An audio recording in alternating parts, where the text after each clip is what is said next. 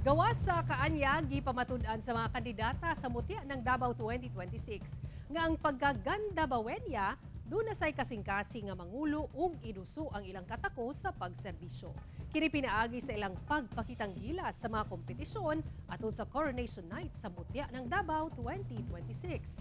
Atong ilaylahon kung kinsa ang mga bag-ong gikoronahang mutya ng Davao sa report ni Argel Relator. Driven by purpose and ready to take charge. She's a ganda bawenya. She is born to lead. Sa opening production number, klaro ang mensaheng buot ipaabot sa mga kandidata sa mutya ng Davao 2026. Ang mensahe nga nakasulat sa bitbit nga sash, agig pagbarog nga ang ganda bawenya dili lang gwapa, adunay purpose ug dunay katakos.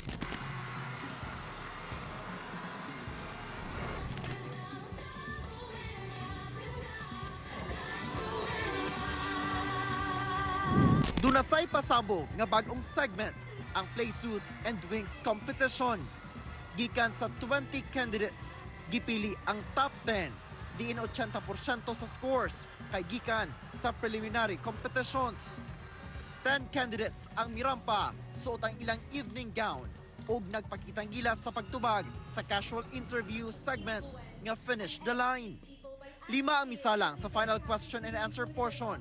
Ang pangutana, paunsa magamit ang culture of security sa Davao City, isip blueprint aron iduso ang global peace and solidarity. So my depiction of what the culture of security is rooted in is in education. And how do we educate people? By starting a dialogue. It's so hard to say that we should be non-political these days when everything we do is political. And we have to be respectful in terms of our political views and opinions. And we should be able to share to one another. And that is my role as Mutya, to have that engaged dialogue. Because politics will haunt us in our wages, our fuel, and our education. And we must talk about politics like it's a life and death situation. Because Filipino lives, no, human lives are quite literally on the line. Thank you. Gikoronahang patnubay ng Davao 2026 si Robin Lee gikan sa Barangay Bago, Galiera. Pag-asa ng Davao 2026 si Serlin Cabanit gikan sa Barangay Maa.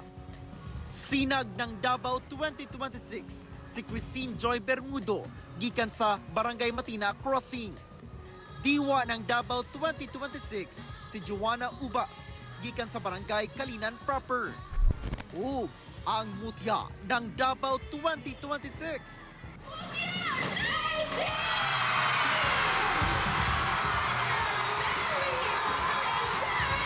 Ang BS Medical Biology student nga si Hannah Mary Colin Cheryl gikan sa Barangay Buhangin Proper. Sa ilang raid, magserbisyo ang mga mutya alang sa mga Davaoenyo ubos sa City Government of Davao. Take your first walk as our 53rd Mutya ng Davao.